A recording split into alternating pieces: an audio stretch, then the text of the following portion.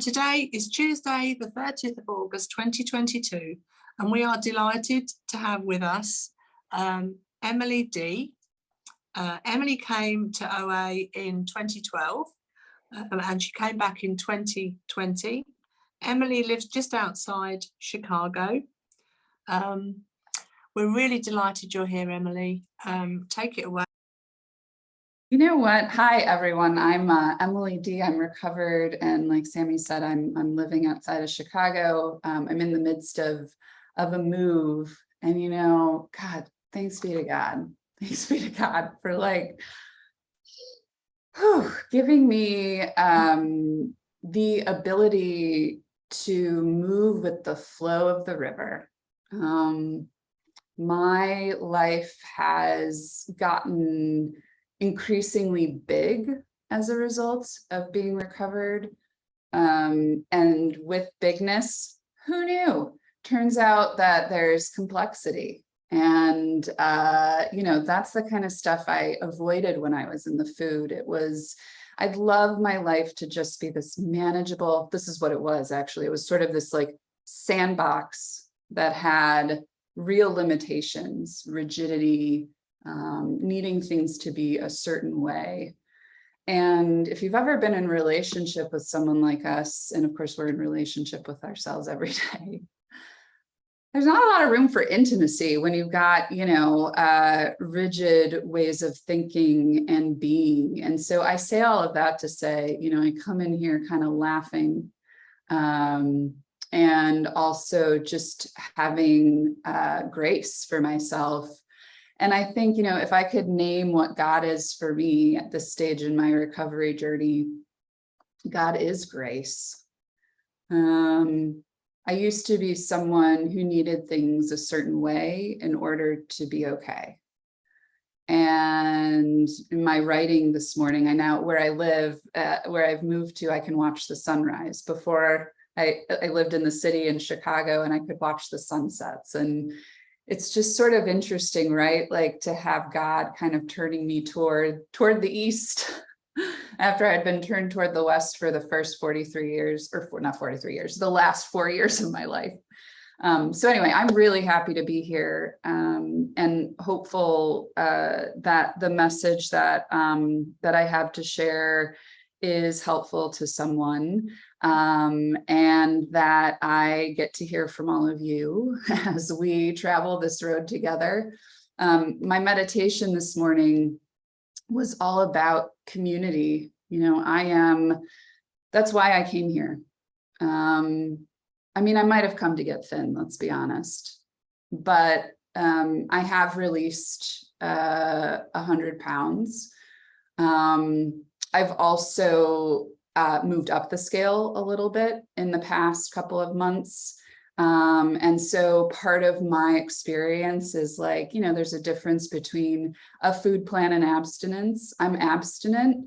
My food plan, I've sort of started with rigidity, boundaries, really tight way of living, which it turns out, at least at this stage in my life, and I have to have tolerance for change in myself too, that I change and that I need different things, that, there's some adjustments that I'm exploring. I used to be someone who abstained from alcohol. I'm not an alcoholic, but, didn't drink because was afraid of what it would lead to.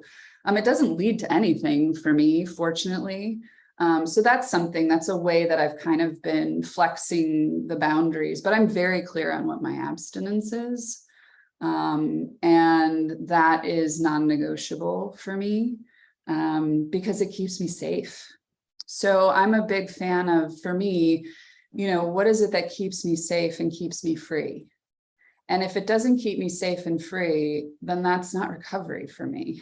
And I think it's really challenging for all of us. And I would imagine people in other programs too, to kind of find the authentic way to be in constant contact with God, constant conscious contact, because it looks different for everybody. I had a sponsee relapse this week. Relapse is part of my story. That's why I'm here. And I'll show you some photos in just a second. But she was like, tell me what to do. And the wild thing about that question is like, it's really just like this, right? But what's important, I think, when she and I were talking, and who cares what I think, but this is, you're here to hear one woman's opinion, right? It's like, there is no prescription, if you choose to be in this book or the OA 12 and 12 or any other that you find in the 12-step rooms, it's really about like making this sing for me, so that if I'm alone on the top of a mountain someday, which I can, I can hike now, which is great. I love being outside now. And I don't have my crystals and my tarot cards and like, my literature or access to any meetings, right? Because there's no signal at the top of the mountain. That to me is where the rubber meets the road. And how you get to that place of conscious contact. I mean, I don't know, except that it's such a personal journey. And that's sort of what I've realized for myself. Not sure if you can relate to this, and I'll start sharing some photos now. I lived my life according to other people's ideas for me. And that got me not only, more than 100 pounds overweight, because I wasn't living consciously. But it also made me really depressed and anxious. So this photo here on the left is right before I came into the rooms in 2012. I remember that day. Don't you have those days where you're like, man, I remember that day, and it's not because it was a great day. It was because I was so sad. I was married at the time to a man who was a marathon runner, and we were hiking, and I could just barely get through, and then I'd resent him, and then we'd fight, and then I'd withhold sex, and like all the stuff. The photo then in 2014, I found OA, I came in and I lost the weight. And I was feeling myself, and, that was awesome. Like, I'm not going to lie to you. I'm not going to lie to you that being thin is great. For me, it was great, but it was completely insufficient to fill the hole that I had inside of me, which, like I said, was for community. I just wanted to be a part of something where I could be myself and not have to be who you needed me to be, or, put on the costume and make you happy. And when I tell you 2019 and then 2020, I got back into OA just as the pandemic was starting, out of a place of desperation, because I was so alone with my thoughts and my feelings. And the only thing I knew was OA. I wasn't raised with religion. Both my parents would identify as like recovering Catholics. And so they were like, look, we listen, Annie Lamott, the author, says, like jazz in the New York Times was my religion. So yeah, the intellect was prized in my family and religion was scoffed at. And I love what the big book says about like, pay attention though, because there might be something to this stuff. And now, I have this experience of like, I can, go to any religious service and get something out of it, So this is me now. And the photo on the left was from a recent trip to Los Angeles, where my sponsor lives. And I got a chance to meet a lot of OA people in person over the last 6 to 8 months. And that's been amazing. And then the photo on the right, I just want to say that's me at a sewing class. I'm not blonde, by the way. This is for the summer. As you can see. But the cool thing about that photo really is that I am not good at sewing at all. And I didn't take that class to become good at sewing. I was just like, this looks fun. What is fun? Is anyone else asking that question? It's like, we put down the food. Here's what comes up, right? Lots of space, time, and energy. And you're just like, what the F do I do with this? What is fun? What's nourishing? I talked to another sponsee this week and she was like, I watched a movie by myself during the day and it felt like I was being a bad girl. And I was like, yeah, like learning to watch movies on our couches, right? That's like, and I asked her the movie, it was Steel Magnolias. And I was like, oh my gosh, what a great choice, you know? And we've sort of talked about it. And I was like, did you enjoy the movie? She's like, I did enjoy the movie. And I was like, then that's great. There's no shame in that. You know, like this is not a vocation, right? For me, when I say it's really about being sort of free and safe at the same time, you know, safe to sort of take risks.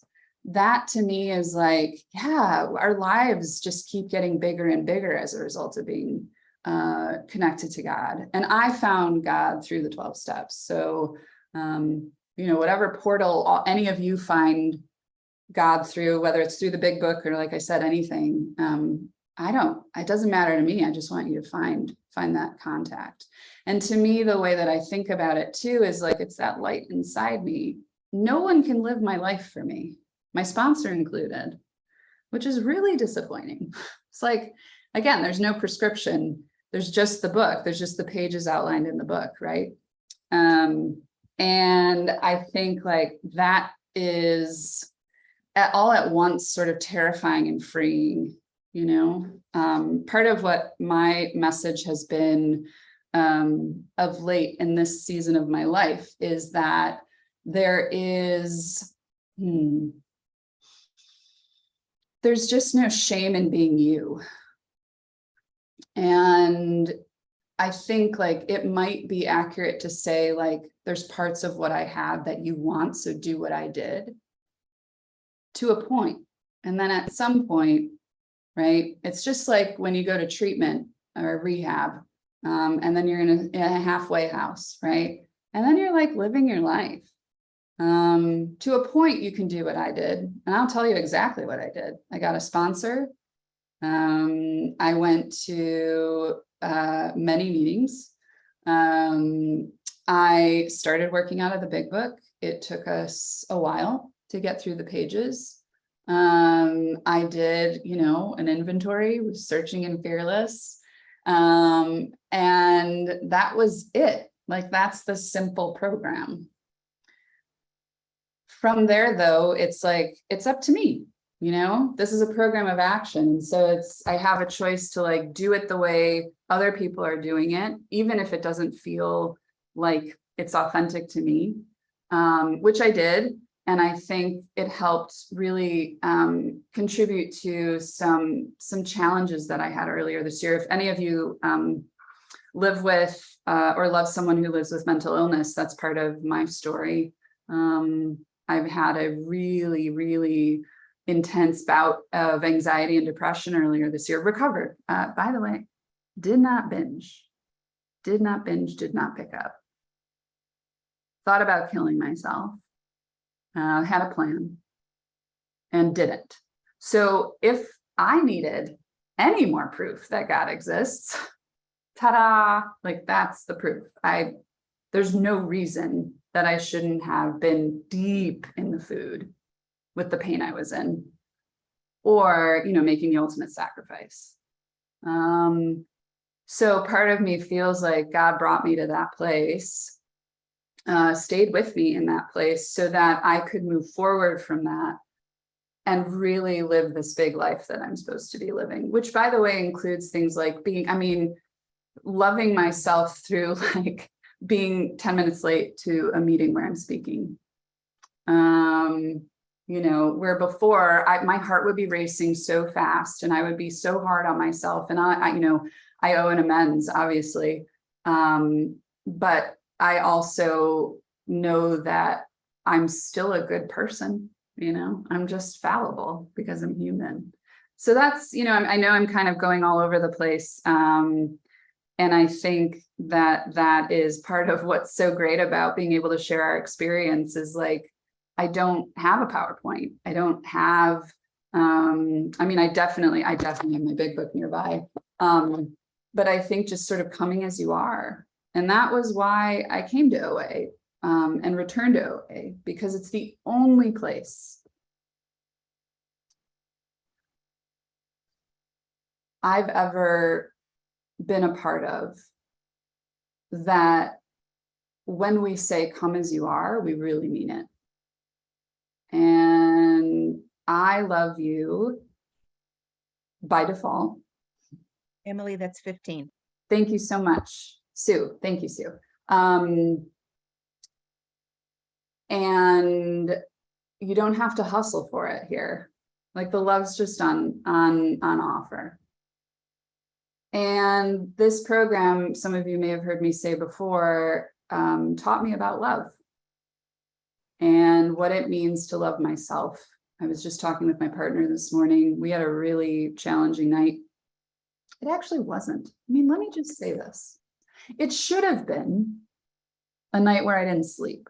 You know what I mean? Like that's like, if you just look objectively at what happened throughout the day. My sponsor and I are talking in a couple of days. She's going to love this.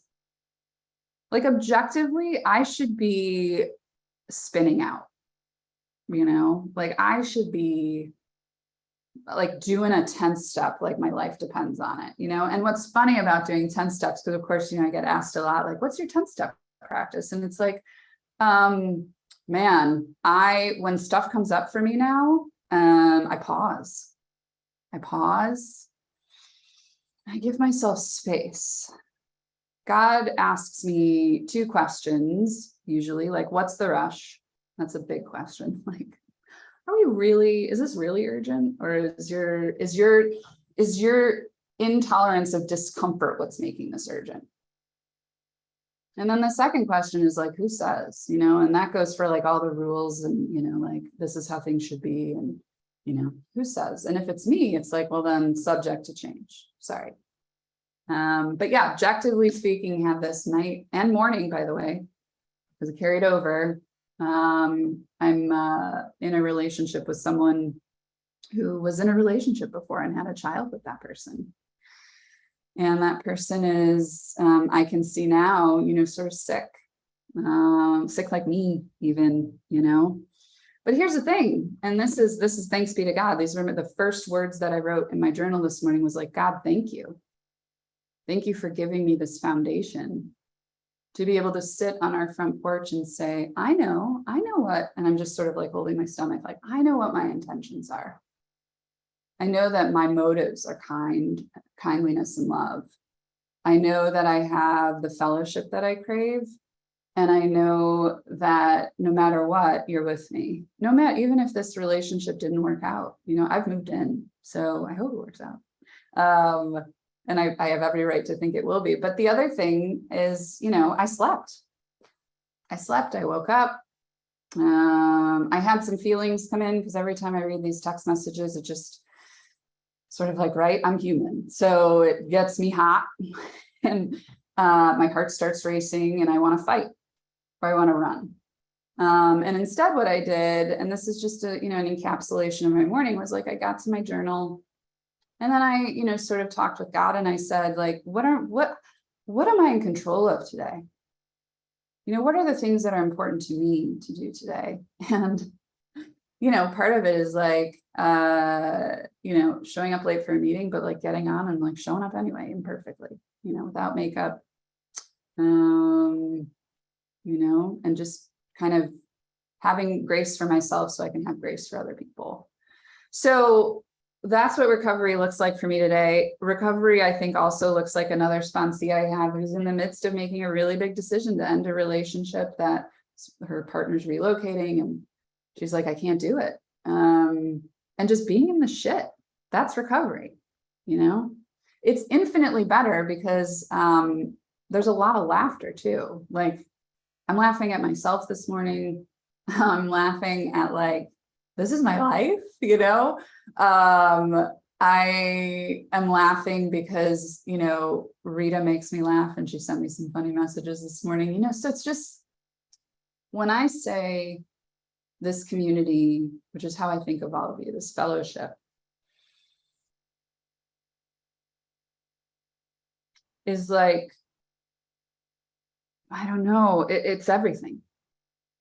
You want to talk about like what you replace the food with when you put it down, because you will, and you can, because I did. I don't know when, if you're in relapse now, but you will. If you keep coming back, you will. But this fellowship is the replacement for all of that, for all of what I thought the food would give me. Every time I want to pick up and I choose connection, which I've learned how to do through OA, which is humbling to admit because I'm a mental health clinician, you know, by training. And I really am like, I know emotions. I know people.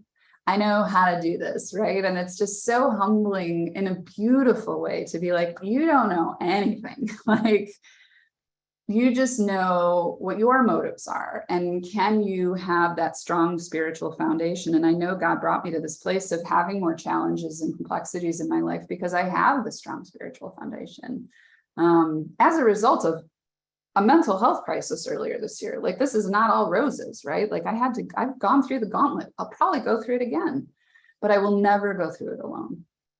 Never. And, you know, God brought me this fellowship to save my life. And I owe my life to community. And lest I be, I'm even, as I'm saying this, right? Because the leads we give are the leads we need to hear. At least that's what my experience has been.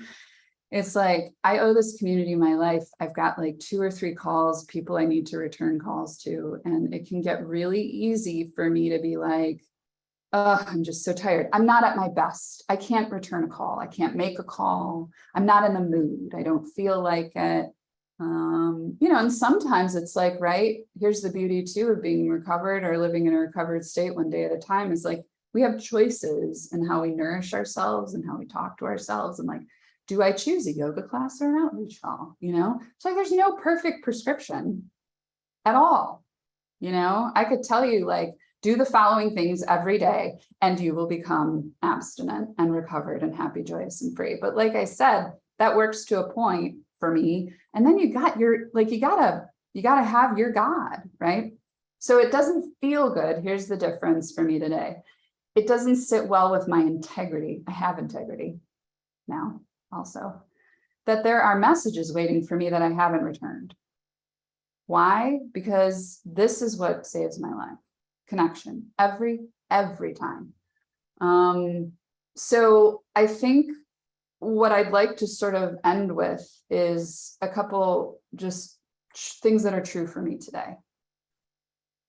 One is that it's really important for me to involve other people in my life every day.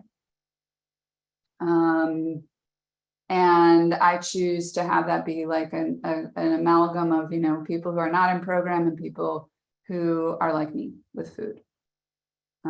It's really important. So if that's the piece that is missing for you, like, my number will be in the chat.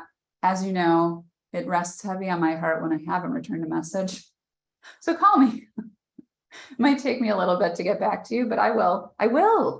And here's the thing. I'm under no delusion that like Emily D is like the person to call. Look, I mean, there's 116 other people. Everybody here is a great person to call because we're all here with the right motives. You know, we just have this desire to stop hurting ourselves with food. Because life is painful enough. Like, I don't want to harm myself, like add the suffering onto the pain. So like, let's go through the pain together. Let's not suffer anymore, but go through the pain together. So that's one thing, is just this community. Like, if you're not doing that today, just like give yourself the gift of trying to connect with someone else, connect with me, whoever it is. The second thing is like, no one can do this for me. No one can do the work for me, but no one can tell me what to do either. So that used to be when I was getting abstinent, I needed someone to tell me what to do and to be willing to do what they said. And I was.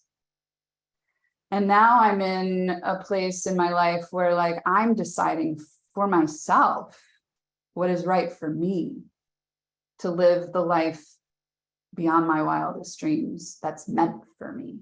And no one can tell me what that's like.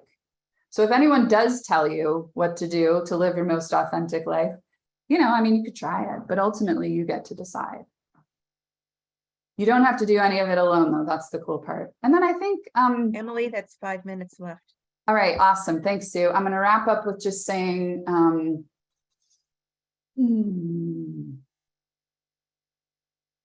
stay open. I'm saying this for myself, to like anything being possible. At any moment. Today could be the day. To the next moment. You and I just don't think we have any idea of what's coming.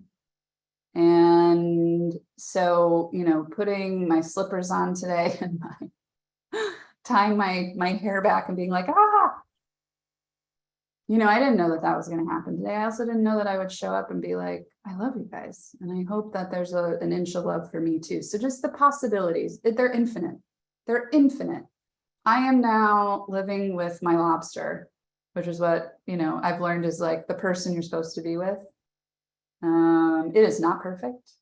I'm also living with an 8-year-old part-time, and I'm living with an ex who is not well. And so I've got a lot of people around me, right? But that's what it's supposed to be like, you know? And before these people were in my life, like you were in my life and you're still in my life and we need each other. But when I tell you, like, I'm the happiest I've ever been, even though I have all this complexity, I mean it. That I'm the happiest I've ever been, having made some adjustments to how I eat and you know what I ingest. It's not I stay away from everything I'm abstinent from, but like a food plan is a food plan, you know, life changes, people change, it can change. So I guess I just want to say, like, things can change because they have. So why wouldn't they continue to? And that's no longer terrifying to me. So I think with that, I will pause and thank you so much for loving me up until this point. And I hope I can love you a little bit right back. Thank you.